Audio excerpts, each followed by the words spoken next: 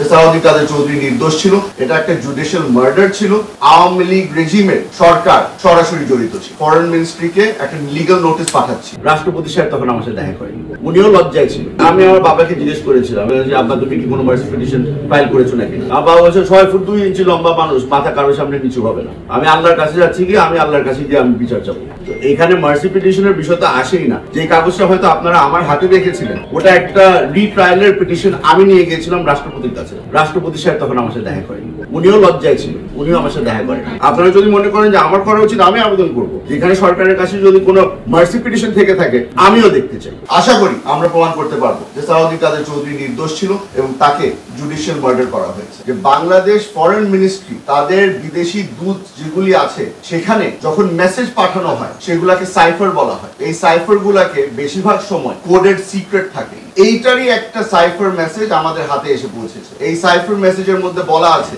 এই 4 জনের নাম উল্লেখ করে বলা আছে যে কোনোভাবে তাদেরকে যেন ভিসা না দেওয়া হয়। ওয়ালটন এখন দেশের সীমানা পেরিয়ে পৌঁছে গিয়েছে 50টিরও বেশি দেশে। ওয়ালটন, ঘরে ঘরে বিশ্বজুড়ে। এই সাইফার মেসেজের মাধ্যমে প্রমাণ হচ্ছে যে আমাদের সাথে একটা খুব বড় অন্যায় হয়েছে।